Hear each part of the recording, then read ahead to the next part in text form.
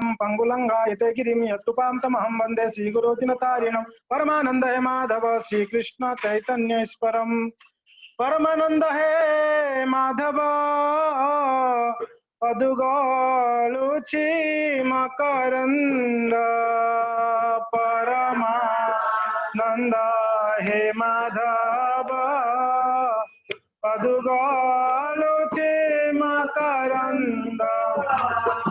से मकरंद पान करी आनंदे बोलो हरि हरि।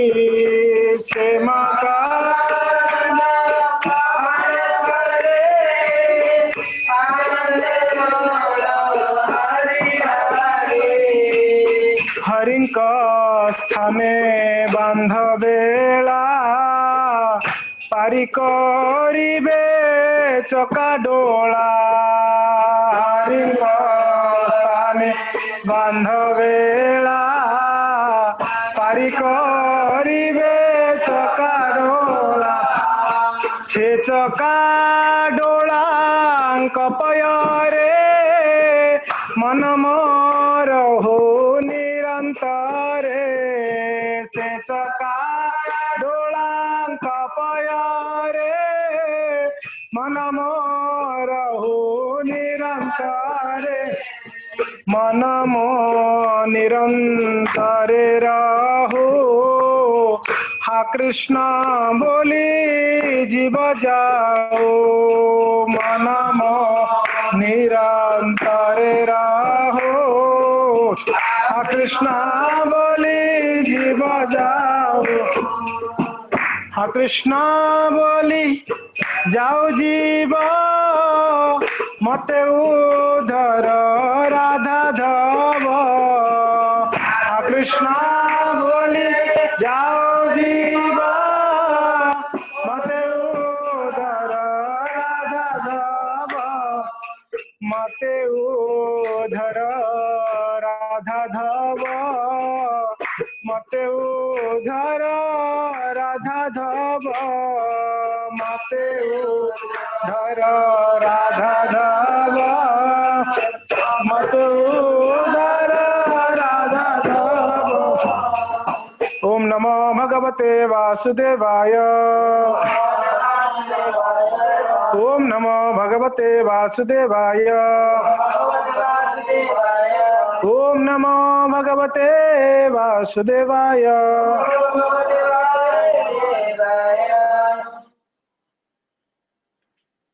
हरे कृष्ण। तो सभी भक्तों को स्वागत है। हम कल श्रीपाद माधवाचार्य का लीलाओं को श्रवण कर रहे थे। तो आज एकादशी है, तो एकादशी को जो है हम श्रील प्रभुपाद जी का लीलामृत से अध्ययन करते हैं। तो हम मध्वाचार्य जी का लीला को श्रवण करेंगे, मगर उससे पहले थोड़ा सा प्रभुपाद जी का लीलामृत से मैं एक पैराग्राफ या दो पैराग्राफ पढ़ूंगा, उसके बाद मध्वाचार्य का लीला को हम श्रवण करेंगे। तो प्रभुपाद लीलामृत से बटलर पेनिसिल्वेनिया प्रथम परीक्षण की भूमि ये चैप्टर चल रहा था। तो हम पढ़ेंगे, आपको थोड़ा सा ध्यान से श्रवण करनी होगी। जब स्लिपरी रॉक स्टेट कॉलेज में दर्शन विभाग के अध्यक्ष प्रोफेसर लांसन ने बटलर इंगल में एक भारतीय स्वामी एवं वैदिक विद्वान के आगमन के संबंध में पढ़ा, तो अग्रवाल दंपति के घर पर फोन किया कि प्रभुपाद उनके कॉलेज में आए और भाषण दे। तो कॉलेज का जो मुख्य थे वो अग्रवाल के घर पे रहते थे श्रील प्रभुपाद जी। लेकिन आप लोग इधर आ जाओ, मुझे दिख नहीं रहे। इसको बंद कर सकते हो? हाँ बंद कर दो, चलेगा। हाँ तो ये पीछे लगा हुआ पीछे वाले पिन में लगा। तो लोगों ने अग्रवाल की जो दंपति थे पति पत्नी, उनको फोन करके बोले अगर स्वामी जी हमारे कॉलेज में आके क्लास दें, भाषण दे तो अच्छा होता। तो एलन लार्सन, एलन कह रही है, ओके छोड़ दो, बंद कर दो। एलन लार्सन, मैंने लेख में दिए गए नंबर पर फोन किया, किंतु ज्ञात हुआ कि स्वामी जी वास्तव में YMCA के एक कमरे में ठहरते हैं। जब मैं उन्हें लेने पहुंचा तो वे सड़क के कोने पर प्रतीक्षा कर रहे थे और मैंने उन्हें साथ ले आया। वे अत्यंत एकाकी लग रहे थे। जब हम कार में स्लिपरी राख की ओर जा रहे थे तो मैंने उनसे अपना नाम बोलने के लिए अनुरोध किया, जिसने मैं अपनी कक्षा को उनका परिचय देते हुए उनका ठीक उच्चारण कर सकूं। वे बोले स्वामी जी भक्ति वेदांत। फिर आगे उन्होंने बताया कि उसका अर्थ क्या था। क्योंकि मुझे भारतीय नामों का अभ्यास नहीं था, इसलिए उन्हें अपने नाम का उच्चारण कई बार करना पड़ा। उनको समझ में नहीं आ रहा था, भक्ति वेदांत बोल रहे थे तो वो पकड़ में नहीं आ रहा था, क्योंकि ना वो अंग्रेजी थे, उनको उतना भारतीय भाषा उतना जम नहीं रहा था। तो उनको प्रभुपाद जी को बार बार पूछना पड़ा आपका नाम, जिससे मैं उसे सही से जान सकूं। मेरे धीमेपन के प्रति उन्होंने कोई अधीरता नहीं प्रकट की। वो बार बार पूछ रहे थे तो प्रभुपाद जी नाराजगी नहीं दिखाए, कितना बार पूछ रहे हो नाम को, बोला ना इतना बार, ऐसा नहीं। वो जितने बार पूछ रहे थे प्रभुपाद जी उनको क्लियर कर रहे थे ये नाम। अपने साहचर्य के इस प्रारंभिक संगम पर ही मुझे यह विश्वास हो गया कि इस व्यक्ति में आंतरिक स्थिरता और शक्ति है, जिसे हिला पाना बहुत कठिन होगा। और यह प्रारंभिक धारणा उस व्यस्त दिन में अधिकाधिक बलवती होती गई। वो कहते हैं कि इनके अंदर इतना स्थिरता है स्वामी जी के अंदर, ये कोई परिस्थिति में वो जो है टूटेंगे नहीं, यानी डिस्टर्ब नहीं होंगे ये स्वामी जी।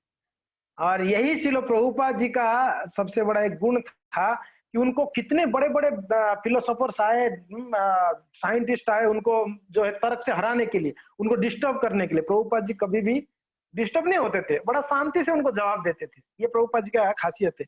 जिस समय प्रभुपाद अपने सहज पूर्वाभ्यासहीन ढंग में गलियारे से चलकर काठ की 3 सीढ़ियों चढ़े और साढ़े लकड़ी के मंच पर पहुंचे, उस समय उनका भाषण सुनने के लिए विभिन्न कक्षाओं के लगभग 100 छात्र इकट्ठा हुए थे। वो कॉलेज में जब प्रभुपाद जी गए वहां लगभग 100 छात्र थे।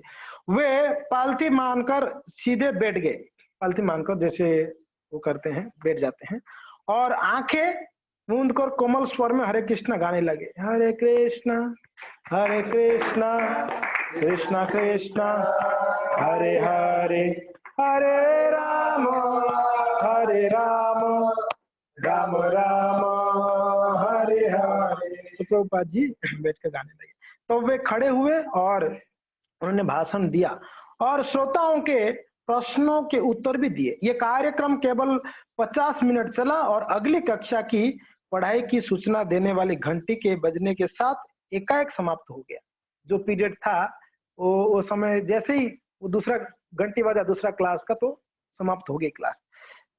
तो इस प्रकार से श्रील प्रभुपाद जी जो है विदेश में अपना प्रचार शुरू कर दिए। अभी वहां पर पहुंच के हमने लास्ट टाइम सुने थे प्रभुपाद जी किस प्रकार वहां पहुंचे, अमेरिका में पहुंचे, फिर वहां पर किस प्रकार से अपना प्रचार शुरू किए। तो अभी धीरे धीरे उनको इनविटेशन आने लगा कॉलेजों में, स्कूलों में, अलग अलग जगहों में। तो अभी ये पहली बार श्रील प्रभुपाद जी ने एक कॉलेज में जाके अपना क्लास यानी प्रवचन दिए थे। तो हम कल श्रीपाद मध्वाचार्य की लीलाओं को श्रवण किए थे। तो श्रीपाद मध्वाचार्य कौन थे? वो वायु, हनुमान और साथ साथ में भीम, तीनों का मिलित अवतार कह सकते हैं। तीनों का मिलित अवतार थे। और हमने कल ये चर्चा किए थे जहां पर मध्वाचार्य जी का प्राकट्य हुआ था, उस जगह को परशुराम क्षेत्र कहते हैं, क्योंकि ना वहां परशुराम ने अपने फरसा फेंक कर उस जगह को क्रिएट किए थे, इसलिए उसको परशुराम क्षेत्र कहते हैं। रौप्य पीठ, क्योंकि ना जो राजा ने चांदी का पीठ बनाए थे परशुराम जी के लिए, रौप्य यानी रूपा का, इसके लिए उसको रौप्य पीठ कहा जाता है। तो इस प्रकार से वहां पर परशुराम जी ने 4 तीर्थ बनाए थे। वो 4 तीर्थ को कहते हैं कि परशुराम तीर्थ, बाण तीर्थ, धनुष तीर्थ और गदा तीर्थ। परशुराम ने अपने जो बाण है उससे खोदकर एक पौंड सरोवर बनाए थे उसको बाण तीर्थ कहते हैं। परशुराम जी अपनी धनुष से एक तीर्थ बनाए थे उसको धनुष तीर्थ कहते हैं। तो परशुराम जी अपनी गदे से एक तीर्थ बनाए थे उसको गदा तीर्थ कहते हैं। और एक तीर्थ है जो परशुराम तीर्थ कहा जाता है। ऐसे 4 तीर्थ कहते हैं, ये 4 युग का सूचक है, 4 वेद का सूचक है। कहते हैं जो इस 4 कुंड में या 4 तीर्थ में स्नान करते हैं उनको सारा संसार में सारे तीर्थों का स्नान का फल प्राप्त हो जाता है। और कहते हैं चारों वेद का ज्ञाता हो जाता है वो, उसको सारा वेद समझ में आ जाता है और वो चारों युग में जो है ऐश्वर्य प्राप्त करेगा, ऐसे वर्णन आता है। एक सुंदर किताब है द होली पाजक, ये किताब में है बड़ा सुंदर वर्णन है पाजक के बारे में, पाजक क्षेत्र। तो हमने कल चर्चा किए थे कि एक मायावादी सन्यासी थे अच्युत प्रेक्ष्य। तो अच्युत प्रेक्ष्य के जो गुरु थे वो भी मायावादी थे, ऑब्वियसली मायावादी तो उनके गुरु भी मायावादी थे। अच्युत प्रेक्ष्य के गुरु जब क्लास में सिखाते थे, क्या सिखाते थे? मायावादी फिलोसफी सिखाते थे, मायावाद फिलोसफी सिखाते थे।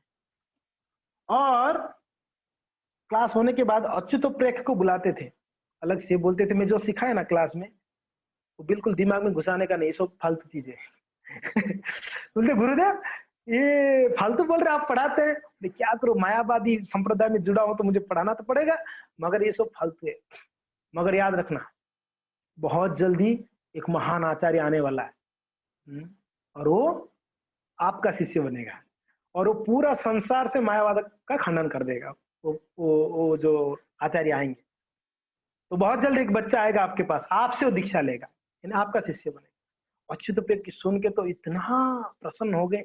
और अच्युत प्रेक्ष्य थे मायावादी संप्रदाय में, मगर वो डीटी वर्शिप करते थे। मायावादी लोग डीटी वर्शिप थोड़ी करते, मगर अच्युत प्रेक्ष्य डीटी वर्शिप करते थे, भगवान का सेवा पूजा करते थे घर पे। और उनका भगवान के प्रति एक दृढ़ विश्वास था। बाहर से तो मायावादी थे मगर अंदर से कृष्ण के प्रति उनका बहुत विश्वास। तो प्रार्थना करते थे कब वो लड़का आएगा या कब वो शिष्य मेरा आएगा जो पूरा विश्व से मायावाद को खंडन करेगा, बड़ा बेकार है ये मायावादी, पूरा हर जगह में फैल गया। तो इस प्रकार से उनके पिताजी का नाम नारायण भट्ट था, हमने कल चर्चा किए थे। उनके पिताजी का नाम था मध्य गेह भट्ट, उनका नाम था नारायण भट्ट, मगर वो गांव के बीच में उनका घर था। गेह यानी घर, मध्य यानी मध्य में, इसके लिए उनका नाम प्रचलित हो गया मध्य गेह भट्ट। कोई बोलता नारायण भट्ट का घर, ओ मध्य गेह, गांव के बीच में उसका घर है, चले जाए। तो मध्य गेह भट्ट के नाम पे था। उनकी माता का नाम था वेदवती, उनकी माँ वेदवती और पिताजी मध्य गेह भट्ट, मध्वाचार्य जी का। तो इन लोग का 2 संतान हुआ था पहले पुत्र, मगर वो दोनों शरीर त्याग दिए थे। एक कन्या हुई थी और कोई संतान नहीं हो रहे थे उनके, पुत्र संतान खास करके। तो वो लोगों ने धनुष तीर्थ से चलते चलते आते थे, कहाँ पर? उडुपी आते थे। और उडुपी में अनंतेश्वर महादेव जी रहते हैं।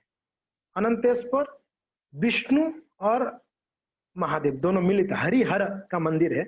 और एक चंद्रमौलेश्वर महादेव, दो महादेव का मंदिर है, एक हरिहर है और एक महादेव। तो खास करके अनंतेश्वर मंदिर में आके पति पत्नी वेदवती और नारायण तीर्थ या मध्य गेह भट्ट प्रार्थना करते थे, हमको एक संतान दीजिए, पुत्र संतान चाहिए। तो भगवान विष्णु का कृपा से, हरि का कृपा से, हर का कृपा से उनको एक संतान हुआ। कुछ दिनों में वो 1238 में उनका प्राकट्य हुआ ये बच्चा का। और उनका नाम क्या रख दिया लोगों ने? वासुदेव। क्या रखे? वासुदेव, क्योंकि ना वासुदेव की कृपा से हो, इसके लिए उनका नाम वासुदेव रख दिया। तो वासुदेव का हमने एक लीला कल चर्चा किए थे। बचपन से बड़ा शक्तिशाली थे, क्योंकि ना वायु का अवतार है और हनुमान का अवतार है और भीम का अवतार, तो ऑब्वियसली शक्तिशाली होना ही चाहिए। बड़े शक्तिशाली थे। तो कल हमने सुना था चना खा गए थे ना, एक गोनी भर के चना खा गए थे, उनकी बहन देखी थी। तो इस प्रकार से ये वासुदेव जो थे बड़े ज्ञानी थे। तो उनके पिताजी उनको पढ़ाते थे, उनका हाथखड़ी हुआ, जो पत्थर आज भी है, आप जाएंगे उडुपी में, वो हाथखड़ी, जहाँ हाथखड़ी पता है ना प्रभु जी, जो पहले लिखते हैं बच्चे फर्स्ट टाइम ओ आई या ओम लिखते हैं खास करके, हाथकड़ी हुआ था उनका। तो वो पत्थर आज भी है जहां पर लिखे थे। तो उनके पिताजी उनको, बच्चा पहले माता पिता उनको थोड़ा बहुत सिखा देते हैं स्कूल जाने से पहले एबीसीडी वगैरह, तो उनके पिताजी सिखाते। तो कल जो सिखाते आज वापस रिपीट करते, तो बोलते कल सिखाया था ना, ये वापस क्यों बोल रहे? छोटा बच्चा 2-3 साल का, वापस क्यों बोल रहे हो? बोले कि तुझे इतना याद हो गया क्या कल का? बोले कि याद हो गया ना। बोले बताओ। तो सब बता देते थे जो पढ़ाए थे। और इतना ही नहीं, वो जो नहीं पढ़ाए थे वो भी बता देते थे।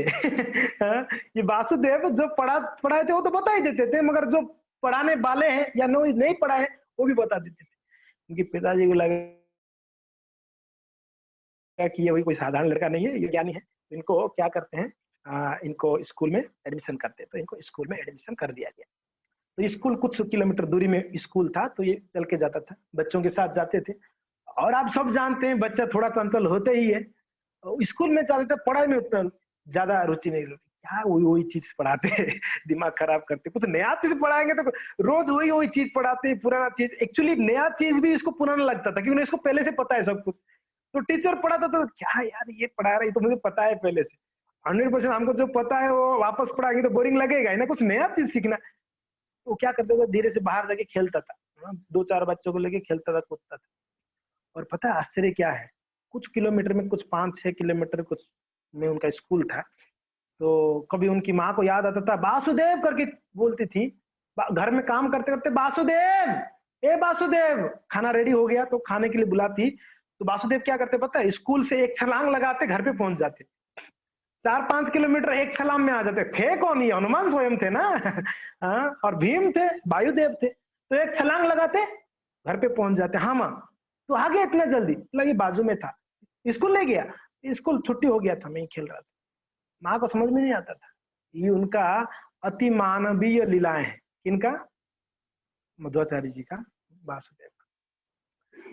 तो ऐसे छलांग लगा के आ जाते थे। एक दिन क्या हुआ, एक द्वापर युग में एक राक्षस था मणिमान करके, भीम ने उनको मारा था। महाभारत युद्ध के समय पर वो मणिमान को मारा था। उसको बड़ा क्रोध था, इसको छोड़ूंगा नहीं, भीम को कभी ना कभी इसको मैं मारूंगा दोबारा। तो वही राक्षस वापस जन्म लिया था कलयुग में, एक सांप के रूप में।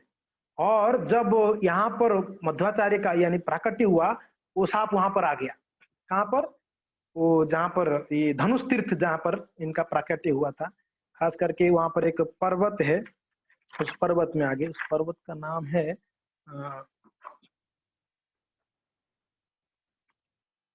कल मैंने बताया था पर्वत का नाम। भीमनगिरी, भीमनगिरी। ये भीमनगिरी के पास रहता था। और ये मौका ढूंढ रहा था, कब अगर ये पकड़ में आएगा, इस रास्ते में जाएगा तो उसको क्या करूंगा। और वो सांप का 5 फण था। असुर का नाम था मणिमान, और उसका 5 फण था, सांप के रूप में रहता था। जैसे ही ये जाएगा, ये लड़का यहाँ से, वासुदेव इसको मैं खा जाऊंगा, इसको मार डालूंगा। बड़ा क्रोध, ईर्षा, सांप ईर्षा का प्रतीक है, आप जानते ही, ईर्षालु होते। इसलिए भक्तिचरण सरस्वती महाराज जी बोलते सांप को देखते ही मार देना चाहिए, क्योंकि ना ईर्षालु है, ईर्षालु जीव है। भक्तिचरण महाराज जी मारे थे सांप। तो तो वो सांप रहता था। तो एक दिन माँ बुलाई, वासुदेव खाने के लिए आओ। तो इन्होंने छलांग लगाए। जो छलांग लगाए, ये सांप देख रहा था, ये जा रहा है लड़का, तो इसको अभी मैं पकड़ लूं। सांप यहाँ से कूदी मारा, यहाँ से उठा सांप उसको पकड़ने के लिए लड़का को, और लड़का कूदी मार के जा रहा था ऊपर से। और सांप जैसे गया, तो क्या किए वासुदेव ने, अपने पैर को सांप की फणों के ऊपर रखते हुए उस सांप को धड़ाम से नीचे दबा दिए। और वहां पर पत्थर था, एक्चुअली पहाड़ था, तो पत्थर के ऊपर उस सांप का फण ऐसे धस गया, और वो सांप वहीं पर मर गया, वो राक्षस वहीं पर मर गया। और वो सांप का 5 फण का निशान उस पत्थर के ऊपर हो गया। जो लोग उड़ुपी गए आप देखे होंगे, अभी भी वो निशान है, वो 5 फण का निशान अभी भी है, वो सांप का पत्थर में निशान हो गया। और एक ऐसे पैर रखे, वो सांप मर गया, वापस एक छलांग लगा के घर पे पहुंच गए तुरंत। वहां पर रुके नहीं, क्या हुआ, बस उसको मार के निकल गए। एक पैर से मारे और एक पैर में घर पहुंच गए, एक फटाक से। तो इतना विचक्षण शक्ति था उनके पास। किनके पास? वासुदेव के पास। तो इस प्रकार से वासुदेव बड़े तेज थे। एक दिन माँ कहीं जा रही थी, तो बोले वासुदेव, ये दूध का मटका है, इसको ध्यान देना, मैं आ रहा हूँ। पानी लाने कहीं पर गई थी माँ, तो दूध का मटका बड़ा था। एक्चुअली वो दही जमाने के लिए उनकी माँ जामुन डाल के गई थी। इसको खेलना था वासुदेव को। बच्चा है तो खेलना था। तो बोले कौन इसके पास बैठा रहेगा, ये ठीक है। एक बड़ा पत्थर था, कम से कम 40-50 किलो का पत्थर, उसको उठा के लाके, 3 साल का लड़का, वो पत्थर को उठा के लाके वो मटके के ऊपर ढक दी और चले गए। बोले कि अभी कोई टेंशन बाजी नहीं, इसको आगे कोई कुछ क्षति नहीं कर सकता। माँ के देखिए वो पत्थर उसके ऊपर रखा हुआ है। बोले कि इतना बड़ा पत्थर कौन लाया? तो बोला कि वो कुछ कीड़ा वीड़ा पड़ जाएगा, मक्खी पड़ जाएगा करके मैं नहीं रखती। माँ विश्वास ही नहीं कर रही थी। इतना बड़ा पत्थर को, वो चट्टान अभी भी आप जाएंगे उड़पी में वो चट्टान देख सकते हैं, बहुत बड़ा पत्थर का चट्टान है। वो 3 साल का लड़का उठा के रख दिया था। तो बचपन से ही बड़ा शक्तिशाली थे ये वासुदेव। और अच्युत प्रेक्ष उनके गुरु हुए। तो इस प्रकार से वासुदेव जो है स्कूल में पढ़ते पढ़ते थे, मगर लगभग 5-6 साल में स्कूल में ज्वाइन हुए थे। टीचर लोग तंग आ गए, ये क्लास में बैठता नहीं है, दूसरे बच्चों को डिस्टर्ब करता है। तो एक दिन बोला कि तू आता क्यों स्कूल, तेरे पिताजी को कंप्लेन करूं? तो बोलता है कि टीचर जी आपको क्या चाहिए? बोले कि आप पढ़ते नहीं है। बोले क्या आप पूछो ना, आपको पढ़ाई चाहिए, आपको प्रश्न पूछो, मैं उत्तर देता हूँ। तो टीचर बोले तो क्लास में कभी बैठता ही नहीं, तो क्या बताएगा? बोले आप पूछो तो सही। तो टीचर ने पूछे प्रश्न, और एक एक प्रश्न का उत्तर देने लगे। अब ये बोलते हैं कि मैं कुछ पूछता हूँ, आप बताइए गुरुजी। तो गुरुजी बोले उत्तर, ये उन्होंने प्रश्न किया तो गुरुजी ने उत्तर बताया, तो उसमें बहुत सारे गलतियों को बताने लगे। गुरुजी बोला भाई इसको मैं नहीं पढ़ा सकता हूँ। उसके पिताजी को जाकर बोले कि इसको कल से नहीं भेजना स्कूल। बोले क्यों? बोले कि नहीं ये बड़ा तेज है, इसको हम पढ़ा ही नहीं सकते, मैं जो नहीं पढ़ाया ये वो भी पता है, मेरा ही गलती निकालने वाला है ये, तो ये बड़ा बुद्धिमान लड़का है, ये इसको मैं ज्ञान नहीं दे सकता। तो उन्होंने मना कर दिया। तो इस प्रकार से ये वासुदेव जो है 8 साल 10 साल की उम्र में कहीं सारे शास्त्रों को उन्होंने अध्ययन कर लिया, अध्ययन करके खत्म कर लिया घर पे। और एक दिन उनके पिताजी गए थे यही चंद्रमौलेश्वर महादेव, अनंतेश्वर महादेव, उनके बच्चा को लेके गए थे, और रास्ते में जंगल एक्चुअली, तो माता पिता दोनों गए थे, शायद पिताजी गए थे, माँ नहीं गई थी। तो वासुदेव साथ में था। तो जब रात रिटर्न आ रहे थे, रात हो गया था। तो रात हो गया था तो पूरा अंधेरे में जंगल के बीच में आना पड़ता था। तो आ रहे थे तो देखे रास्ते में शेर, चीता, भालू, पिताजी देख रहे हैं। वो सब जैसे ही देख रहे थे भाग रहे थे, वहां से रास्ता छोड़कर भाग रहे थे। उनके पिताजी को समझ में नहीं आ रहा था, आज तक ऐसा कभी नहीं हुआ। बाद में उनको पिताजी को थोड़ा क्लिक हुआ, ये बच्चा मेरे साथ में, इसलिए इस बच्चा को देख के लोग सब, है कौन ये? वायुदेव है। और कौन है? ये भीम है, हनुमान है। उसको देख के सारे पशु उनको रास्ता छोड़ दे रहे। तो इस प्रकार से ये बड़ा तेजमान बच्चा था। एक दिन ये बच्चा एक सूखा लकड़ी को लेके आया पिताजी के पास, 12 साल का उम्र में, 12 ईयर्स, 12 साल की उम्र में एक सूखा लकड़ी हाथ में लेके, जैसे सन्यास दंडा होता है ना, ऐसे एक लकड़ी लेके आया। बोले पिताजी मैं सन्यास लेना चाहता हूँ। पिताजी बोले कि क्या हो गया तेरे को? 12 साल की लड़का बोलते सन्यास, सन्यास ले क्यों? सन्यास क्यों लेना है तेरे को? अरे तेरा विवाह के लिए हम लोग प्लान कर रहे हैं, तू सन्यास लेने की बात कर रहे हैं। बोले पिताजी मैं सन्यास लूंगा और पूरा विश्व से क्या करूंगा? मायावाद का निपात कर दूंगा, खत्म कर दूंगा मैं पूरा, खास करके पूरा भारत से। पिताजी हंसने लगे। ये बच्चे ऐसा कुछ बुद्धिमान की बात करेंगे, बड़ा बड़ा बात करेंगे तो पेरेंट्स तो हंसेंगे ही ना, मजाक, ये क्या मजाक कर रहा है ये लड़का? 12 साल का लड़का सन्यास लेगा और वो क्या करेगा? मायावादी खंडन करेगा। शंकराचार्य का भाष्य का आज तक कोई खंडन कर पाया क्या? पूरा भारत भर में उस समय शंकराचार्य जी का बहुत बोलावाला था, बहुत प्रसिद्ध थे, उनकी फिलोसफी को सब अपनाते थे, क्योंकि ना तर्क में वो लोग हरा देते थे मायावादी। हंसने लगे। तो वासुदेव बोले पिताजी आप मजाक मत समझिए, सच में मैं मायावादी का खंडन करना चाहता हूँ। बोले कि बेटा जिस प्रकार से आपके हाथ में जो सूखा लकड़ी है ना, उसको गाड़ कर वृक्ष बनकर वो सूखा लकड़ी फल नहीं उग सकता है। जैसा क्या बोले? जैसे आपके हाथ में सूखा लकड़ी है, उसको कोई गाड़ के उससे वृक्षारोपण नहीं चाहिए, वो वृक्ष नहीं हो सकता है। सूख गया लकड़ी थोड़ी वृक्ष हो सकता है, या उससे फल फूल नहीं उग सकता है। जैसा ये असंभव है, ऐसे ही मायावाद को खंडन करना भी असंभव है इस समय। क्या बोले? ध्यान से सुनिए। पिताजी बोले कि बेटा जैसे सूखा लकड़ी को गाड़ कर उस वृक्ष बन जाना और उसमें फल फूलना जितना असंभव है ये कार्य, सूखा लकड़ी से फलना फूलना, उतना ही असंभव है मायावाद को खंडन करना इस समय। तब वासुदेव बोले कि अच्छा। तो सूखा लकड़ी हाथ में था, गाड़ दी वहीं पर। पिताजी मैं इस सूखा लकड़ी से ही फल उगाऊंगा। वो गाड़ दिए सामने, पिताजी देखते देखते उस सूखा लकड़ी से पेड़ उगा, बरगद का पेड़। हाँ, और उस पेड़ से फल उगने लगा। पिताजी आश्चर्य हो, सामने सामने। बोले कि जितना ये सत्य है ना, उतना ही मैं मायावाद का खंडन करूंगा, वो भी सत्य है। हाँ, तो पिताजी समझ गए ये लड़का कोई साधारण ये नहीं हो सकता, ये मायावाद का खंडन कर देगा। सूखा लकड़ी से ये पेड़ उगा दिया और उससे फल भी उग गया तुरंत। एक दिन उनके घर पे कुछ कर्जा लिए थे उनके पिताजी। तो जो कर्जा देने वाला व्यक्ति, सेठ जी, जमींदार, वो बार बार आते थे।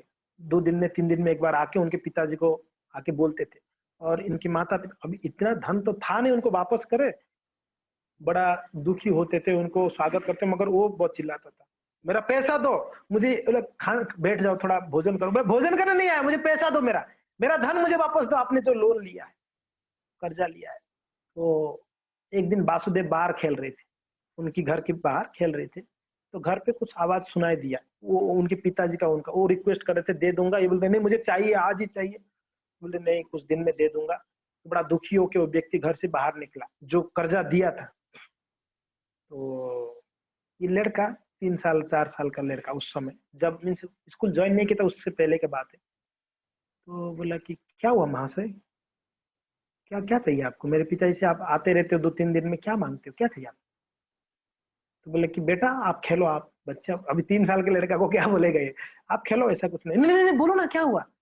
और बच्चा इतना सुंदर था, इतना मधुर बोला था कि महाशय बताइए ना, क्या मैं कुछ हेल्प कर सकता हूँ क्या। बोले बेटा ऐसा कुछ नहीं, आप किसी हेल्प नहीं कर सकता, आपके पिताजी मेरे से कुछ ऋण लिए हैं कर्जा, और वो कर्जा नहीं चुका रहे हैं, तो मैं इसके लिए आ रहा हूँ हमेशा मांगने के लिए। बोले यही बात है।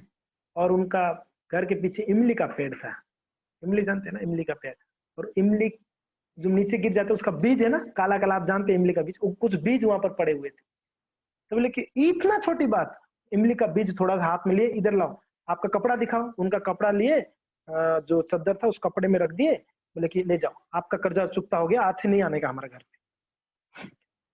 तो उनको समझ में नहीं आ रहा है ये बच्चा क्या बोल रहा है, इमली का बीज डाले और वो क्या डाले समझ में नहीं आया।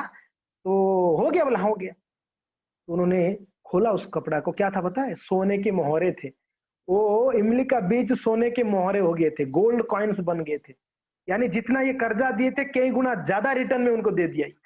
बोला कि ये लड़का कोई सामान्य नहीं, उनके चरण स्पर्श करके वो चला गया वहां से, वो वापस घर पे नहीं गया, उनके पता चला गया घर पे। बोले कि चलो मुझे तो मिल गया ना मेरा कर्जा वापस।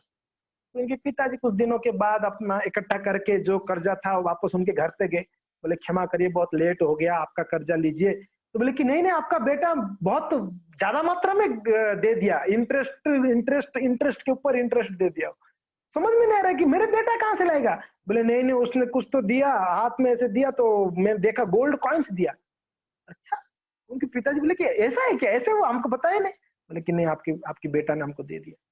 तो फिर वो वहां से वो आ गए। तो इस प्रकार से वासुदेव ने बहुत विचक्षण कार्य किए। तो ये जो विमनगिरी था उसके ऊपर एक दुर्गा देवी है, विमनगिरी के ऊपर एक दुर्गा देवी रहती है, पहाड़ के ऊपर एक मंदिर। आप जो गए हैं उडुपी आप देखे होंगे विमनगिरी।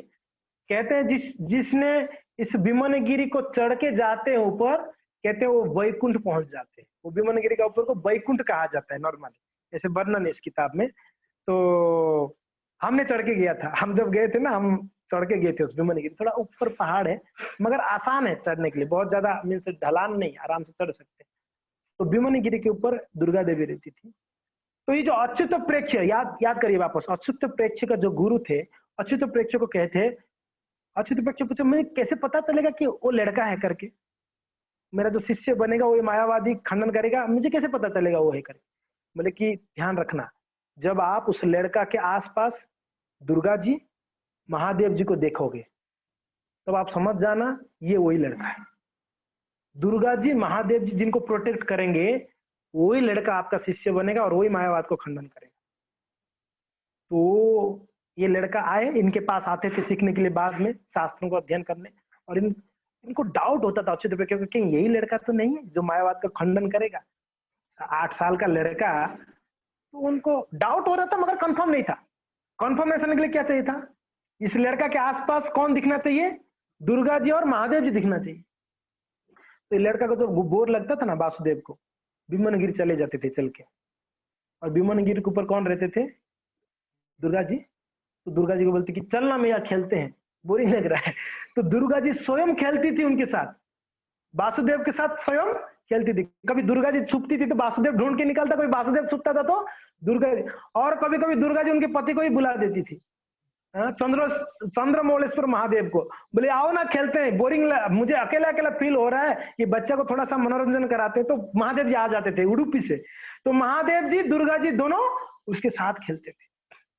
तो एक दिन ये अच्युत प्रेक्षी का नजर पड़ा कि बच्चा चल रहा था और उनके पीछे और उनके आगे महादेव जी वृषभ के ऊपर बैठ के जा रहे, पीछे दुर्गा जी लायन के ऊपर बैठ के आ रहे, और बीच में लड़का चल रहा है, पूरा प्रोटेक्ट दे रहे हैं दोनों लोग।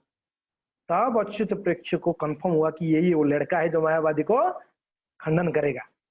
तब अच्युत प्रेक्षक को बुला के फिर उनके पिताजी के पास जब गए ना, मैं संन्यास लूंगा बोले, तो पिताजी बोले कि एक ही लड़का है तू, बहुत दिन के बाद प्रार्थना करने के बाद भगवान की कृपा से आप हमको प्राप्त हुआ और आप चले जाओगे संन्यास लेके, हम कैसे जिएंगे? तो बोले कि आपको पुत्र का टेंशन है ना, ठीक है आपको दूसरा पुत्र हो जाएगा। दूसरा पुत्र हो गया कुछ दिनों में, बेटा बाप का आशीर्वाद दिया पहली बार। बोले कि आपको पुत्र का टेंशन है, आपका दूसरा पुत्र होगा, मैं चला जाऊं ना? तो बोले ठीक है आपको एक दूसरा पुत्र हो जाएगा। तो वही ठाकुर जी की कृपा से एक दूसरा पुत्र संतान हुआ उनको। तो आप बोले कि अभी पिताजी मैं जा सकता हूँ, और पिताजी को उनका दिव्य गुणों को पता था ही है। तो पिताजी बोले ठीक है, अच्युत प्रेक्षी के पास लाके पिताजी छोड़ दिए, ये आपकी अंडर में छोड़ दिया, इसको सिखाओ, इसको दीक्षा दो। तो अच्युत प्रेक्षी से उन्होंने दीक्षा लिया, अच्युत प्रेक्षी से वो दीक्षा लिए, अच्युत प्रेक्षी उनको संन्यास दीक्षा दिए। मायावादी थे मगर अंदर से वैष्णव थे, उनको दीक्षा दिए। उनका वासुदेव का दीक्षित नाम हुआ पूर्ण प्रज्ञा तीर्थ। क्या हुआ? पूर्ण प्रज्ञा। इसके लिए मध्वाचार्य जी ने वेदांत सूत्र के ऊपर जो भाष्य लिखे, उस भाष्य का नाम क्या है? पूर्ण प्रज्ञ भाष्य। क्या है? पूर्ण प्रज्ञ भाष्य है ना, पूर्ण प्रज्ञ भाष्य है ना, पूर्ण प्रज्ञ भाष्य। तो मध्वाचार्य जी ने लिखा, तो उनका नाम पूर्ण प्रज्ञ तीर्थ हुआ, और उनको वो स्वयं से अपना नाम मध्वाचार्य रख दिए। क्या रख दिए? मध्वा। मध्वा का अर्थ मधु यानी हनी, मधु यानी हनी या स्वीट है कि नहीं? वह हैप्पीनेस, मधु यानी स्वीट या हैप्पीनेस। वा यानी नॉलेज, संस्कृत में वा यानी नॉलेज, ज्ञान। जिनका ज्ञान मधु सदृश हैप्पीनेस वाला ज्ञान है उनको मध्वा कहते हैं या मध्वाचार्य कहते हैं। मध्वाचार्य जी ने जो ज्ञान दिया द्वैत फिलोसफी, क्या उनका फिलोसफी? द्वैत फिलोसफी। उनकी ज्ञान कैसा है? कहते हैं ब्लिसफुल नॉलेज है, इसके लिए उनका नाम क्या हो गया? मध्वाचार्य। उनका नाम रख दिया गया मध्वाचार्य। मधु प्लस वा, हैप्पीनेस प्लस नॉलेज। तो इस प्रकार से ये बच्चा संन्यास लिया। एक दिन उनके गांव में, संन्यास लेने के पहले एक दिन उनके गांव में कथा हो रही थी, भागवत कथा। तो ये बच्चा वहां से गुजर रहा था, कथाकार कथा कह रहे थे कि उधर आ गया। सब लोग बैठे थे, बोलते महाराज ये क्या गलत बोल रहे हो, ये स्टोरी ऐसा नहीं है, ऐसा है। अब लोग सब आश्चर्य, ये लड़का क्या बोल रहा है? व्यास आसन में बैठा हुआ महाराज जी कोई कमेंट्री कर रहा है कि ये गलत बोल रहे हो आप, ऐसा नहीं है, ये स्टोरी ऐसा है। तो उठ उतर करते उस लड़का का पैर पकड़ रहे, बेटा क्षमा करना मैं भूल गया था स्टोरी। लड़का उसको करेक्ट कर दिया। ऐसे कई बार हुआ, कई ज्ञानी आते थे उनको ये हरा देता था, तो बचपन से ही।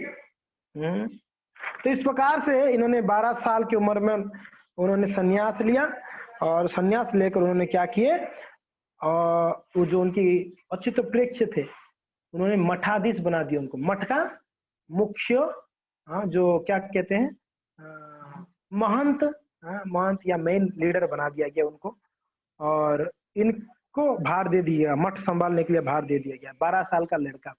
अब देखिए मध्व संप्रदाय में आज तक हिस्ट्री में एक भी ऐसा सन्यासी नहीं जिसका पतन हो गया। ओनली एक सन्यासी का आता है जो विद्याभूषण प्रभु, आप सुने होंगे, उन्होंने बहुत सुंदर भजनों को गाते हैं। विद्याभूषण प्रभु का भजन सुने आप लोगों ने? आप यूट्यूब में सर्च कर सकते हो विद्याभूषण प्रभु। वो सन्यासी थे, एक ही ऐसा उदाहरण है जो विवाह कर लिए, सन्यासी से शादी कर लिए, बाकी एक भी उदाहरण नहीं है। क्यों पता है? उनको जब सन्यासी दी जाती है, सर्वप्रथम उनकी बचपन में ही उनका कुंडली देखने पर उनकी कुंडली में लिखा होता है, जिसकी कुंडली में लिखा होता है ये सन्यासी बनेगा, वो ही आगे उसको सन्यास दी जाती है, पहला। दूसरी बात, उस लड़का को बहुत परखते हैं, जो सन्यास लेने वाला है उसको बहुत परखा जाता है, बहुत डिटेल्स में, और उसको बार बार उसको कुंडली चेक करते हैं, इसका पतन तो नहीं है, आगे जाके ये वापस ऐसा तो नहीं है, विवाह का योग तो नहीं है, सब चेक करते हैं, फिर उसको सन्यास दी जाती है। कुछ दिन पहले पता है आपको, मध्य संप्रदाय का एक सन्यासी शरीर छोड़ दिए थे, जो पूरा हमारे भारत में बड़े प्रसिद्ध हुए थे, उनका देह को ले जाके कहीं समाधि दी गया। आप क्या नाम था उनका? विश्व तीर्थ महाराज ऐसा कुछ है, विश्व तीर्थ कुछ महाराज थे, वो मुख्य मठाधीश थे। जो भी है, हम ये कह रहे थे कि मध्य संप्रदाय में आज तक कोई सन्यासी का पतन नहीं हुआ, तो इतने स्ट्रांग होते बचपन से ही। तो ये मध्वाचार्य जी ने इसको संभाले, और मध्वाचार्य बाद में उन्होंने कुछ साउथ इंडिया भ्रमण के लिए निकले। साउथ इंडिया भ्रमण के समय पर वो कहाँ कहाँ गए? त्रिवेंद्रम, जिसको आप जहाँ पर अनंत वासुदेव है, अनंत वासुदेव त्रिवेंद्रम में है ना, तिरुवनंतपुरम जिसको कहते हैं आज के समय पर, त्रिवेंद्रम, त्रिवेंद्रम और कन्याकुमारी, श्रीरंगम और रामेश्वरम, इस सब जगह पे प्रचार करके सारे मायावादियों को खंडन करने लगे। और 2-3 साल में सारा, खास करके पूरा ज्यादातर मायावादी, आज भी आप जाओगे साउथ में ज्यादा मायावादी ज्यादा लोग, और खास करके मायावादी के बाद शैव लोग ज्यादा मिलेंगे, शैव जो शिव जी को ही भगवान मानते हैं साउथ में। तो वहाँ वैष्णविज्म, वैष्णव और शिव जी का शैव में हमेशा झगड़ा, आज भी झगड़ा है। शिव जी क्या बोलते हैं? उनकी अहंकार है कि हम शिव भक्त है और शिव भगवान है। वैष्णव के अंदर अहंकार क्या है? हम वैष्णव है, विष्णु भक्त है उनके अंदर। ये दोनों का कभी नहीं जमता, ना ये मानते ना वो मानते। रामानुजाचार्य जब आए थे उस समय काफी कुछ उन्होंने चेंज कर दिया था, शिव तत्वों को खत्म करके, यानी शिव भगवान नहीं है ये स्थापना की, भगवान का महान भक्त स्थापना किए थे। काफी सारे शैव उस समय भक्त बन गए थे। आप लोग सुने हैं रामानुजाचार्य की? नींद आ रहा है ना माता जी? दोनों हाथ ऊपर करके बोलिए, हरे कृष्णा कृष्णा कृष्णा हरे हरे, हरे राम राम राम हरे। कथा में नींद थोड़ा थोड़ा आना चाहिए, नहीं तो अच्छा नहीं लगता। तो उस समय थोड़ा शैव लोगों को ये करके वैष्णव बनाए थे रामानुजाचार्य के समय पर, अगर वापस वही काफी सारे है अभी भी। तो जो भी है, मध्वाचार्य जी ने दक्षिण भारत में प्रचार करके कई मायावादियों को खंडन करते, बहुत सारे मायावादी, बड़े बड़े प्रसिद्ध मायावादी आते उनके तर्क करने, और उनको कुछ ही समय में उनको हरा देते थे, उनका शिष्य बना देते थे। सिर्फ हराना नहीं है, वो लोग शिष्यत्व तो स्वीकार करते थे, जैसे दीक्षा दीजिए हमको, उनको दीक्षा देते। तो साउथ इंडिया टूर के बाद 3 साल के बाद जब आए, तो उन्होंने पहला एक भाष्य लिखे, गीता भाष्य। क्या लिखे? गीता के ऊपर भाष्य लिखे, गीता भाष्य। तो अभी ये गीता भाष्य सही लिखा हूं कि गलत लिखा हूं पता नहीं है, लिखे तो दे, इसको कंफर्म करना था। तो उन्होंने हिमालय की ओर यात्रा की, फर्स्ट टाइम उन्होंने नॉर्थ इंडिया हिमालय यात्रा निकले। कुछ शिष्य उनके साथ में थे फर्स्ट टाइम, ध्यान से सुनिए। तो चलते चलते चलते बद्रिकाश्रम पहुंचे, नरनारायण ऋषि जा रहे थे, बद्रिकाश्रम में पहुंचे, तो वहां पर बैठ के वो तपस्या कर रहे थे, ध्यान कर रहे थे। तो एक दिन उनके शिष्य लोग देखे, 2-3 दिन के बाद एक कुछ तेज आके उनके शरीर में समा गया। क्या हुआ? एक तेज समा गया, और उनके जो गुरु जी वहां पर दिखे नहीं। कहाँ चले गए पता है? वो तेज आते वो व्यास गुफा के अंदर चले गए थे। कहाँ चले गए थे? व्यास गुफा के अंदर। व्यास देव जिनको ले गए, वो स्मरण कर रहे थे कि मेरा ये भाष्य सही है कि नहीं है। दीक्षा कहाँ से लिए थे? अच्युत प्रेक्ष मायावादी संगत। मगर असलियत में उनका दीक्षा गुरु कौन है पता है? व्यास जी है। व्यास देव जी से उन्होंने डायरेक्ट दीक्षा ली है मध्वाचार्य। तो व्यास गुफा में जाके व्यास जी को दिखाए, ये मेरा भाष्य लिखा हो, गीता भाष्य चेक करो। व्यास देव जी देखे, बोले कि परफेक्ट है, साइन कर दिए, ऑथराइज्ड है ये गीता भाष्य को व्यास देव जी ने ऑथराइज किए, उन्होंने साइन किया। और व्यास देव जी के साथ में उन्होंने वेदांत सूत्रों को चर्चा किए, और भागवतम का चर्चा किए व्यास देव जी के साथ, व्यास गुफा में। ओके, कहते हैं कि जिस समय मध्वाचार्य जी, ऐसे वर्णन आता है, भक्ति सिद्धांत सरस्वती महाराज जी ने एक किताब लिखे हैं, बड़ा सुंदर किताब है, बांग्ला में है और अंग्रेजी में है, 4 संप्रदाय, और उसमें मध्वाचार्य के बारे में बड़े सुंदर वर्णन करते हैं भक्ति सिद्धांत महाराज। ये प्रामाणिक ग्रंथ है, पढ़ सकते हैं, ये अंग्रेजी में मिलता है। तो वो वर्णन करते हैं भक्ति सिद्धांत महाराज कि जब वहां पर पहुंचे मध्वाचार्य, वहां पर कौन कौन थे पता है? नारद, अंगीरा, अलग अलग सब ऋषि मुनि सब बैठे हुए थे उस व्यास गुफा में। वो सब पहले से भागवत चर्चा कर रहे थे वहां पर मध्वाचार्य। और जब मध्वाचार्य पहुंचे, ऐसे वर्णन किया जा रहा है कि नारद आदि का जो से व्यास आसन था ना, मध्वाचार्य को वैसा ही व्यासपीठ दिया गया वहां पर। वो बैठ के फिर वहां चर्चा की। आप सोच सकते हैं मध्वाचार्य कितने श्रेष्ठ है, हाँ, मीन्स कितना कृपा मिला है उनको व्यासदेव जी का। फिर व्यासदेव जी के वार्तालाप हुआ और व्यासदेव जी उनको आशीर्वाद दिए, उनको ज्ञान दिए। फिर टूर से, नॉर्थ इंडिया टूर से वापस आए मध्वाचार्य, आके उन्होंने ब्रह्मसूत्र के ऊपर क्या किए? कमेंट्री लिखे। ब्रह्मसूत्र के ऊपर कमेंट्री लिखे और उसके बाद कई ग्रंथों को रचना किए उनकी जीवनी में। और उसके बाद उन्होंने वापस कहाँ गए? कहते हैं कि यूपी, बिहार, बंगाल, ओडिशा आदि क्षेत्र गए। कहाँ कहाँ? इस क्षेत्र में आ गए। ये कौन से क्षेत्र में जाता है? ईस्ट, ईस्ट है हमारा, ये नॉर्थ है, वो ईस्ट जाता है। हाँ, ईस्ट है, साउथ, ईस्ट, नॉर्थ और वेस्ट है। तो ईस्ट, ईस्ट में गए। ईस्ट में जब जा रहे थे उस समय एक बहुत बड़ा मायावादी था। उस मायावादी को उन्होंने हराया। उस मायावादी का नाम था शोभना भट्ट। बड़े प्रचलित थे, वो बहुत ज्ञानी थे। शोभना भट्ट को हरा दिए, हरा के उनको शिष्य स्वीकार किए। उनका नाम दिए कि पद्मनाभ तीर्थ। उनको इन्होंने वापस दीक्षा दिया, पद्मनाभ तीर्थ। और वही पद्मनाभ तीर्थ ने क्या किए? उन्होंने मध्वाचार्य के ऊपर एक किताब लिखी, उनकी जीवनी के ऊपर, शोभना भट्ट जो थे। और एक नरहरि तीर्थ, ये भी बड़े मायावादी थे, इनको भी उन्होंने परास्त किया। हाँ, परास्त किए। हाँ जी, है ना, ये सब है ना, परंपरा की लिस्ट में है। पद्मनाभ तीर्थ है, नरहरि तीर्थ होगा, ये सब इनके डायरेक्ट शिष्य है, मध्वाचार्य के डायरेक्ट शिष्य है।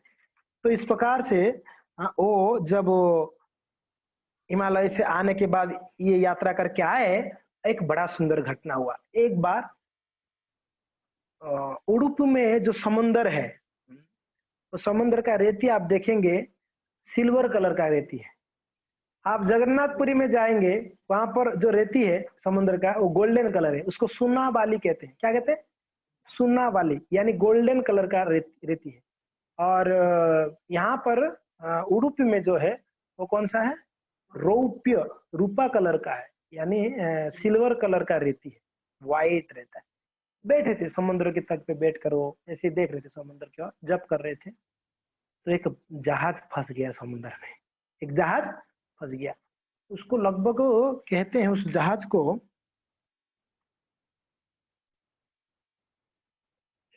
कोई 1000 लोगों ने उस जहाज को उससे निकालना चाह रहे थे, जहाज निकल नहीं पा रहा था, फंसा हुआ था। कहते हजारों लोग थे। तो इन्होंने देखा, तो बोले कि क्या हो गया? तो स्वामी जी कुछ हेल्प करेंगे क्या? तो इन्होंने देखा मध्वाचार्य बैठे थे, तट पे बैठे थे। तो उन्होंने अपना जो उत्तरी था, उत्तरी को निकाले, संन्यास उत्तरी, उत्तरी को निकाल के ऐसे ऐसे कि, ये कौन थे? स्वयं वायुदेव थे। कौन थे? स्वयं वायुदेव थे।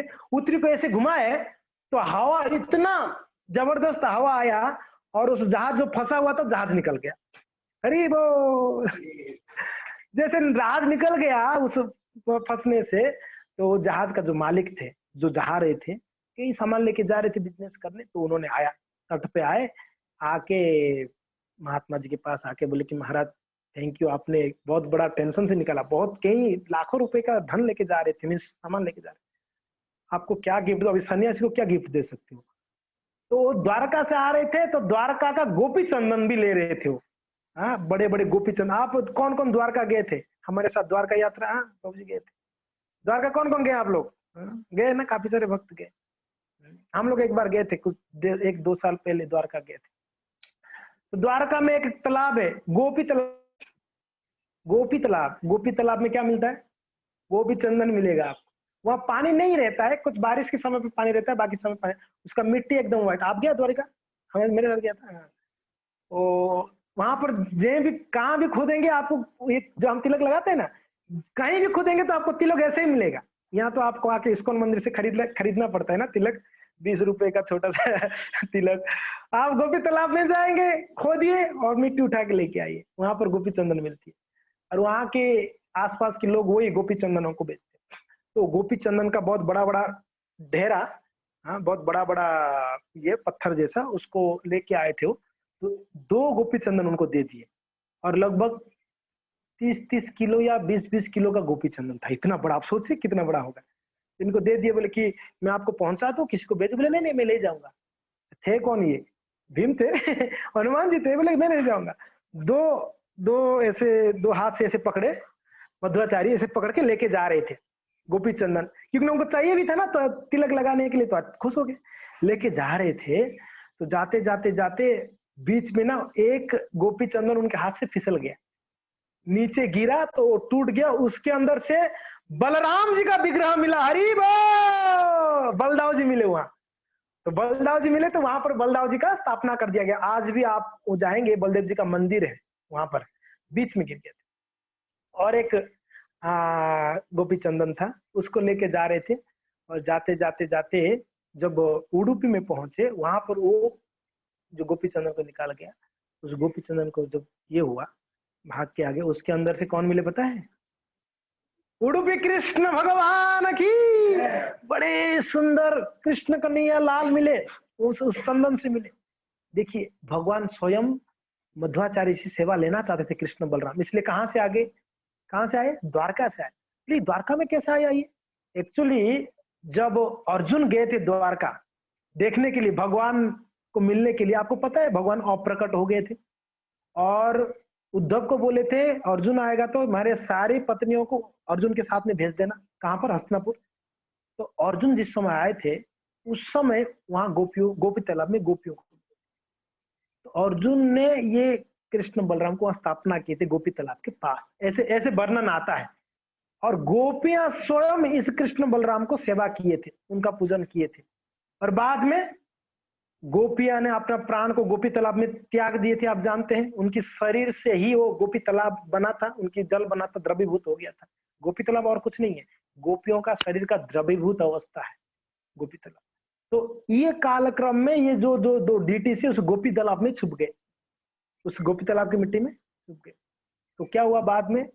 और ये लोग लेके जा रहे थे गोपी चंदन उठाकर, तो वो गोपी चंदन इनको ये 2 मिला, तो इनके हाथ से ये दोनों कृष्ण बलराम का उद्धार हुआ। उस कृष्ण को वहां पर इन्होंने स्थापना की। और कृष्ण कैसे हैं? राधा रानी साथ में नहीं है, बाल गोपाल कृष्ण है। और कैसे पता है?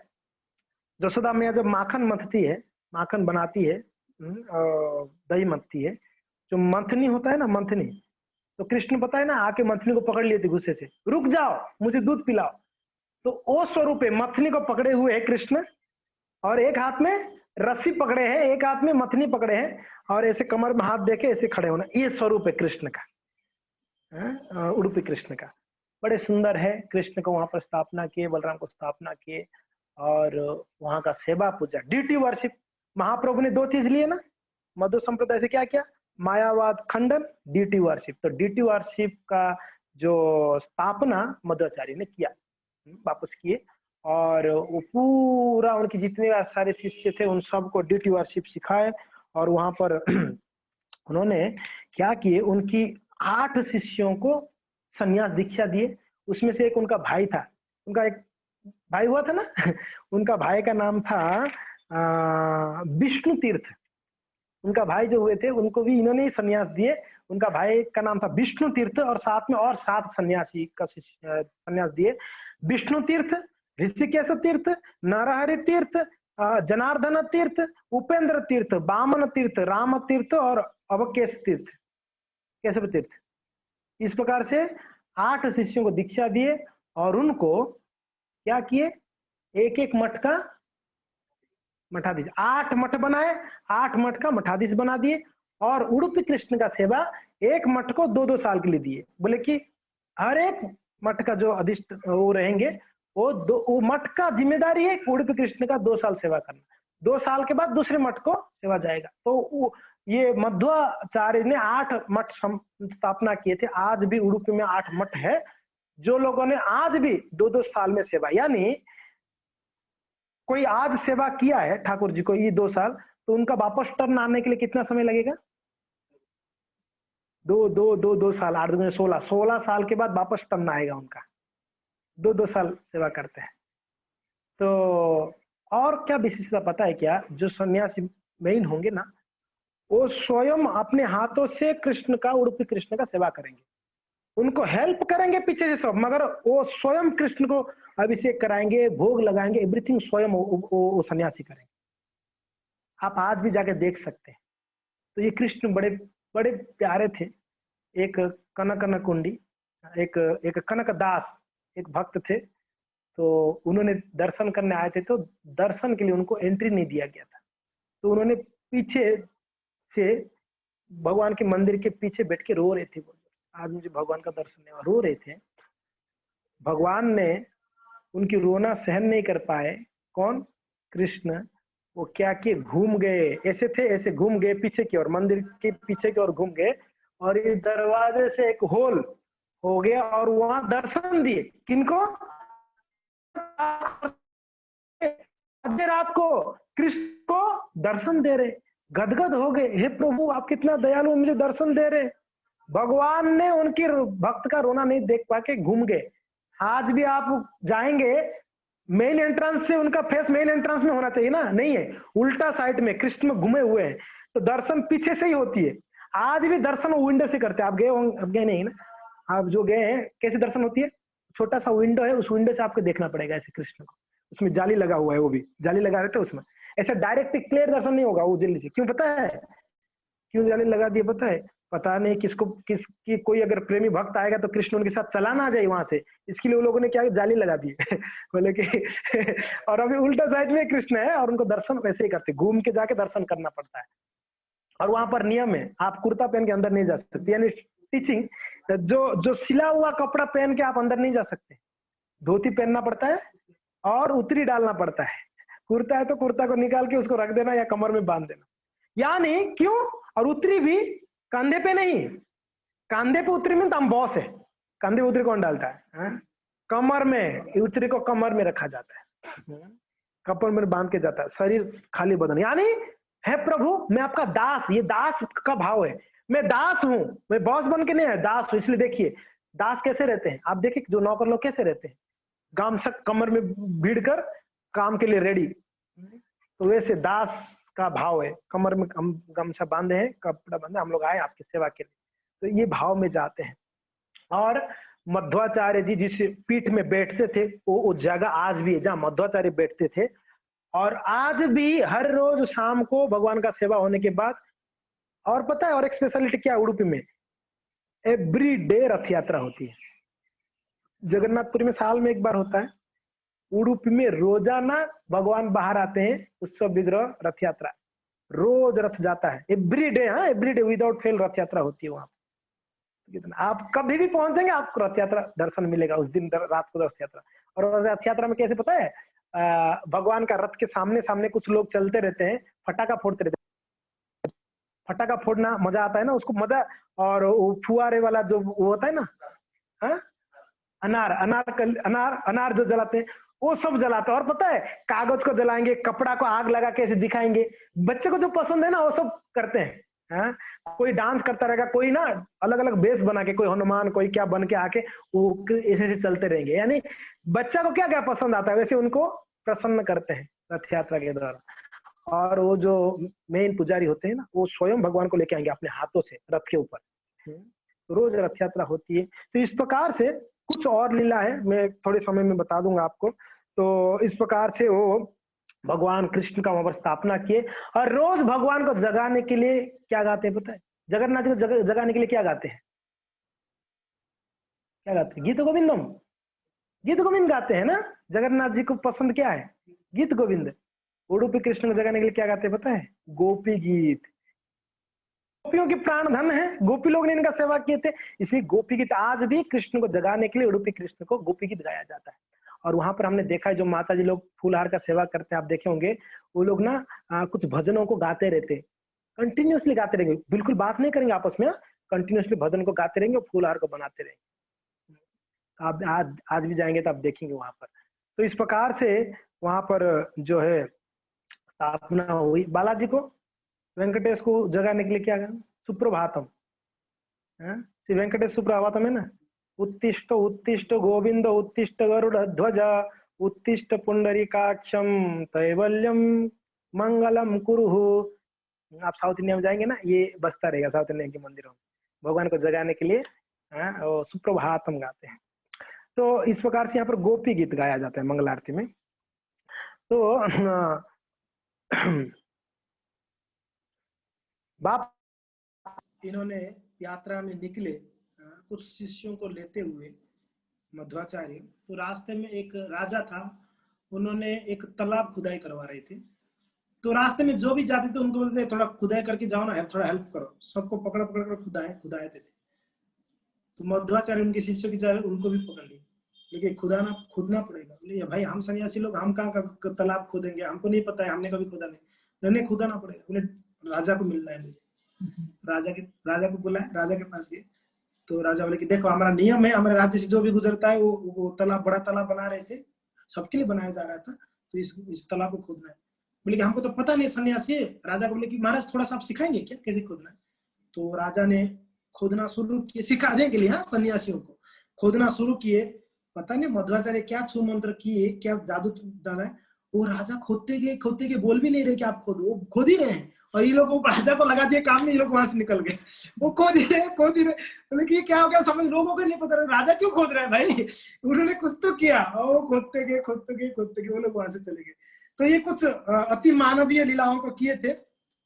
एक बार जो उनके भाई था, कौन भाई का नाम क्या है, विष्णु तीर्थ साथ में जा रहे थे जंगल की ओर, एक टाइगर पकड़ लिया, विष्णु तीर्थ पकड़ लिया, तो मध्वाचार्य ने खींच के एक तमाचा बजाए, वो बाघ वहां से दौड़ के भागा जोर से एक बजाए, डरते ही नहीं थे। अब डरेंगे क्यों, ये स्वयं वायुदेव थे तो डरेंगे क्यों, खींच के एक तमाचा बजाए, वो बाघ कहीं दूर जाके गिरा और भागा वहां से। तो इस प्रकार से एक राज्य में, एक देश में जब प्रवेश किए लोग प्रचार के माध्यम से, वहां पर मुसलमान और हिंदू राजा का झगड़ा था। ये लोग वहां जाते थे तो वो बेर करते थे, ये लोग इस राज्य में तो बेर करते थे, मुसलमान राज्य और हिंदू राज्य, बीच में एक नदी है, उस नदी को कोई क्रॉस करके नहीं जाता था। अब इनको प्रचार करना तो जाना तो है, मध्वाचार्य डरे नहीं, इनको बोले उधर मत जाओ, मुस्लिम लोग काट देते, मार देते वहां जाओगे। मध्वाचार्य डरे नहीं, पार करके गए तो सब लोग तैयार थे आगे मारने के लिए। बोले रुको आपके राजा से मिलने दो, बाद में चर्चा करते। तो सब लोग लेके गए राजा के पास, तो राजा था मुसलमान, तो मुसलमान राजा को बिठाकर भागवत सुनाए क्या सुनाए, उनको ऐसे प्रीच किए, मध्वाचार्य ऐसे प्रीच किए, बड़े सुंदर सुंदर बातों को बताते बताते उनको कुछ समय में उनका मन को मोह लिया, और बोले कि देखो मैं मायावाद खंडन के लिए पूरा विश्व भ्रमण पूरा भारत भ्रमण कर रहा हूँ, तो मैं आपके राज्य में भी आया हूँ प्रचार करने के लिए। बड़े मधुर वाणी से बोले। तो पता नहीं वो राजा को क्या हुआ, मुसलमान राजा को इतना फिदा हो गया, बोले कि महाराज आप कहीं मत जाना, आप मुझे बहुत अच्छे लगने लग गए, मैं बहुत प्रेम करने लगा आपको, आप मेरे राज्य में रह जाओ, आधा राज्य मैं आपको देता हूँ आपके नाम, आप यहीं रुक जाना, कहीं मत जाना।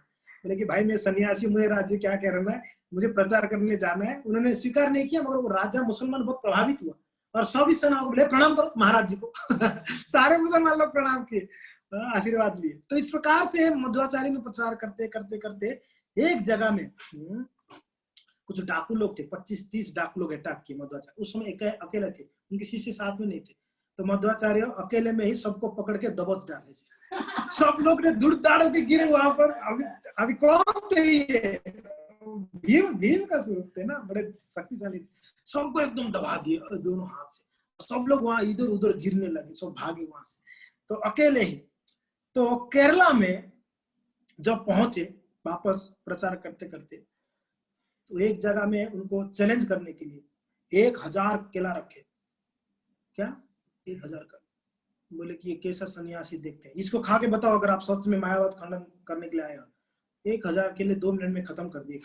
अरे भाई बचपन में जिन्होंने एक गोनी चना खा सकता है तो 1000 केला क्या उनके लिए। तो वापस 10,000 केला और कहते 40 लीटर मिल्क रखे। कितना? 40 लीटर दूध और 10,000 केला रखे। ये खा के बताओ। वो भी 2 मिनट में छूमंतर कर दिए खा ली और पी भी लिए सब। लेकिन आप कैसे खा लेते हो? तो बोले कि कौन है मैं पता है क्या? मैं भीम का अवतार हूँ, मैं भीम हूँ स्वयं। तो एक व्यक्ति मायावादी बोला, आप भीम है तो आपका गदा कहाँ है? गदा होना चाहिए ना, आपके हाथ में तो लकड़ी है, डंडा था, संन्यास डंडा, गदा किधर है? उन्होंने एक जगह का नाम बताया, उस जगह में जाओ खोदो मेरा गदा मिलेगा। वो लोग ने गए, जाके खोदे तो बहुत बड़ा गदा मिला। भीम का जो गदा था ना, वो गदा वहां पर जमीन का अंदर मिला। तब समझ गई कि भीम है ये। तो इस प्रकार से इन्होंने मध्वाचार्य ने प्रचार करते करते करते करते जा रहे थे। और त्रिविक्रम आचार्य जो थे, नारायण आचार्य, उन्होंने मध्व विजय करके ग्रंथ लिखे, उनका शिष्य। और गोमती नदी के तट पर एक राजा था, वो मंत्र मंत्र को, शास्त्र भास्त्र को नहीं मानता था, वो नहीं मानते थे। तो वहां पर जब मध्वाचार्य पहुंचे तो उनको सुनाई पड़ा। आप लोग सुन रहे हैं ना? थोड़ा नींद आता होगा, नहीं आ रहा है? नींद आ रहा है सबको? सब लोग गायब हो गए, सामने कोई नहीं है, अदृश्य हो गए। मिस्टर इंडिया घड़ी घुमा दिए, गायब। ठीक है, तो और 5-10 मिनट में हम इसको मिल से कथा को समाप्त करेंगे। तो मध्वाचार्य ने जब पहुंचे उस जगह पे, गोमती नदी के तट पर, तो एक राजा था। समझ में आया, उनको सुनने को आया कि राजा जो है शास्त्र को नहीं मानता है और मंत्र को तो मानता ही नहीं, बेकार, मंत्र मंत्र ऐसा कुछ नहीं होता। तो उन्होंने कुछ बीज लेके गए मध्वाचार्य ने, उस राजा को लेकर। राजा के सामने ना उस बीज को ऐसे नीचे फेंके, उस बीज से वृक्ष हुआ और उसके सामने फल उगने लगा। राजा के सामने, राजा डर, और बीज को डालते हुए ना कुछ मंत्रों को उच्चारण किए, शास्त्रों का मंत्र को उच्चारण करते हुए बीज डाले। बोले कि आप अविश्वासी कर रहे हो ना, मंत्रों का शक्ति नहीं। मैं आपको बताता हूँ मंत्रों में कितना शक्ति है। अभी मैं आपके सामने में पेड़ उगा के मैं आपको फल दिला सकता हूँ। तो उनके सामने मंत्रों के द्वारा बीजों को डाले और पेड़ उगा और फल भी उग गया। तो राजा था अब्बा हो गए, चरण को मुझे दीक्षा दो। उनको दीक्षा दिए और उनको सब मंत्र मंत्र वापस सीखने लगा वो राजा। तो इस प्रकार से एक बार लाइट बिल्कुल नहीं था, यानी दीप जो था अंधेरा हो गया, उसमें तेल नहीं था। तो उनके जो शिष्य लोग पढ़ाई कर रहे थे अचानक से खत्म हो गया। अभी कहाँ से आधे रात को कहाँ से लेके आएंगे? 8-10 बजे पढ़ रहे थे उसमें। तो मध्वाचार्य ने ऐसे हाथ किए उनकी उंगली से। आप लोग सिर्फ ये शक्तिमान में देखा होगा या अलग अलग किसी में सीरियल में देखा होगा ऐसा। मध्वाचार्य ऐसे हाथ किए, उनकी उंगली की नाखून से एक तेज निकला, पूरा उजाला हो गया, सारे शिष्य लोग बैठ के पढ़ने लगे। बड़ा आश्चर्य वाला सब लीला किए मध्वाचार्य ने। उनकी उंगली से तेज निकला, उंगली की जो नाखून से तेज निकला। तो इस प्रकार से ये कर दिए। मध्वाचार्य जी ने चलते चलते एक जगह पे गए, केरला में एक जगह, जहां पर ना बाढ़ आ रहा था। वो पुल टूट गया था, बाढ़ आ रहा था। तो बाढ़ को रोक नहीं पा रहे थे लोगों ने, तो पूरा नष्ट करने वाला था उस गांव को।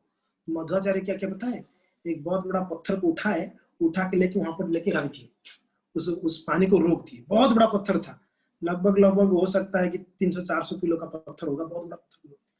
और उस पत्थर का नाम हुआ भीमनपुल। भीमनपुल क्या है? आप लोग वहां पर देखे होंगे, बद्रीनाथ में जाएंगे तो भीम पुल, वहां पर है ना भीम पुल। भीम ने वहां पर एक पुल बना लिया, पत्थर को रख दिए 2 पहाड़ों के बीच में। कौन कौन गए बद्रीनाथ में भीम पुल में? कौन गए? हाँ, आप लोग गए भीम पुल। वो वहां पर पुल, एक पत्थर रख दिया गया, भीम ने उठा के रख दिए थे। हाँ, वहां नहीं जा पा रहे थे तो यहाँ पर भी मध्वाचार्य ने एक पत्थर उठा के रख दिए, उस पुल एक बना दिए, बंद कर दिए। उस पुल का नाम है भीमन पुल। मध्वाचार्य ने साउथ इंडिया में बाढ़ को रोकने के लिए इस पत्थर को रख दिए। एक ऐसे प्रचार में जा रहे थे, क्योंकि ना उनका क्या लक्ष्य था, पूरा भारत में मायावाद को खत्म कर देना, पूरा खत्म करके क्या वैष्णव फिलोसफी की स्थापना करना। तो एक जगह पे गए, एक राज्य पे जहां बारिश ही नहीं हुआ था 3-4 साल। तो मध्वाचार्य ऊपर देखे इसे आकाश को, तो तुरंत बारिश होने लगा। इतना ही किए, ज्यादा कुछ नहीं, सिर्फ ऊपर देखे आकाश को, बारिश होने लगा उस राज्य में। तो उस राज्य में सब लोग उनके शरण गए, अरे इन्होंने बारिश कराया है महात्मा ने। इस प्रकार से बड़ा बहुत ही आश्चर्यजनक लीलाएं करते थे मध्वाचार्य। तो इस प्रकार से मध्वाचार्य ने कई सारा लीलाएं करते हुए पूरा भारतवर्ष में वैष्णव फिलोसफी को स्थापन किए। स्थापन करके उडुपी में उडुपी में, वो बैठ के क्या कर रहे थे,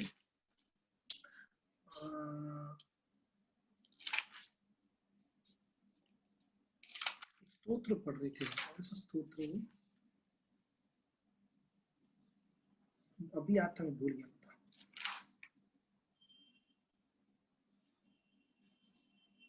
ठीक है, मुझे याद है, बताऊं। एक स्तोत्र का ऊपर क्लास दे रहे थे एक्चुअली बैठ के। अब सारे शिष्य बैठे हुए हैं। मध्वाचार्य का डिसिप्लिन देखिए, तिरोभाव, मध्वाचार्य कैसे डिसिप्लिन हुए।